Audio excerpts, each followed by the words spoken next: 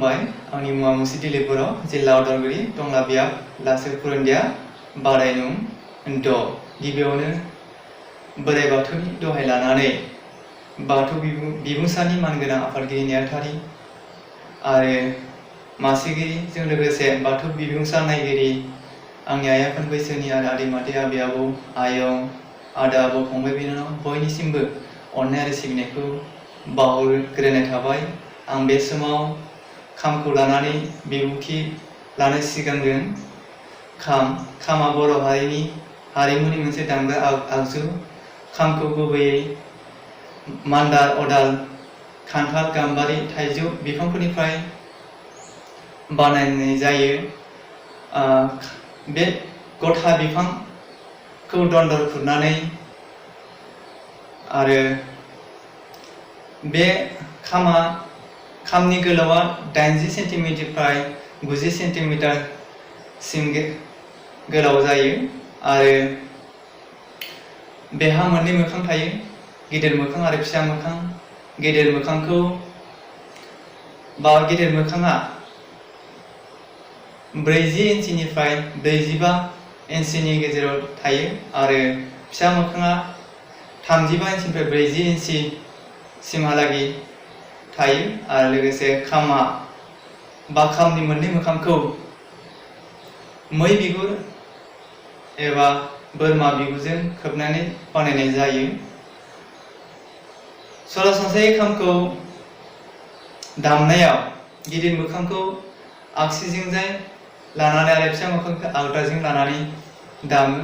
गाहायै बर' खेराइनि खामनि गोमफुं सोदोबा मोनबा। बेफोर जादों फ्रिउ ग्रोम फोद दा दौ।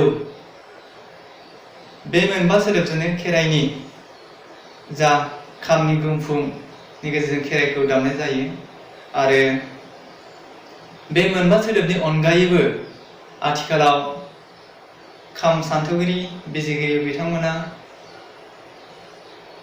खामनि गोमफुं सोदोबखौ बा रिंसार सोदोबखौ मोनजिनै बाहागोआव रानदों आरो खामनि गाहाय गुबै सोदोबा मोनगु। बे मोनगु गोमफुं सोदोबफ्रा जादों दा था गोम दां दाब दौ गोन फोद आरो फा। बे मोनगु सोदोबाव रानदों।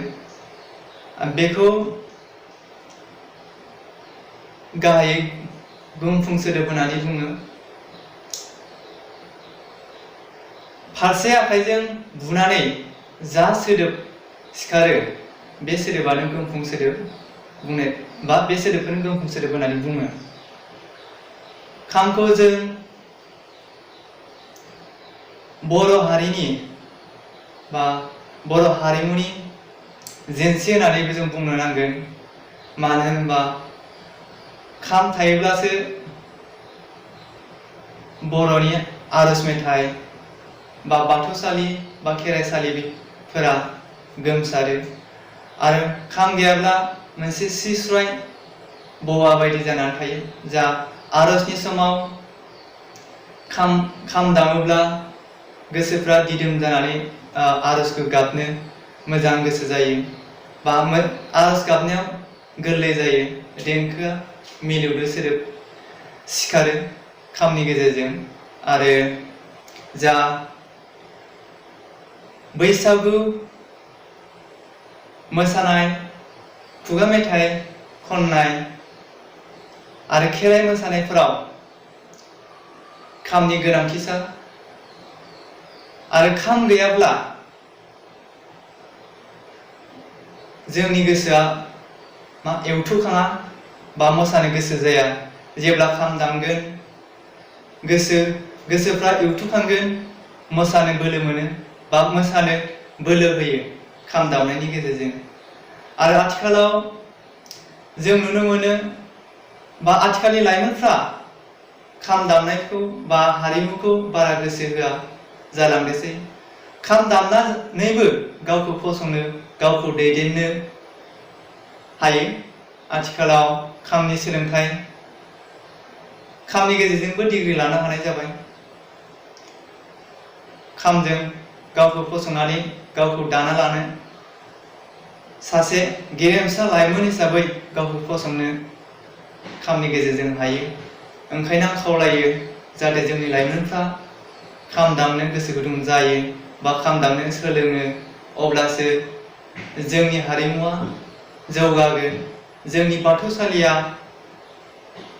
गोमसारगोन, जोंनि खेराइसालिफ्रा बा खेराइफ्रा गोमसारगोन। ओंखायनो आं खावलायो जाहाथे बयबो लाइमोनफ्रा खामखौ सोलोङो, आंनिफ्राय खावलायनाय थाबाय। आरो बे समाव आं बारा गोलाव बुंनो सानाखिसै, बेखिनिखौनो बुंनानै फोजोबबाय। खुलुमबाय।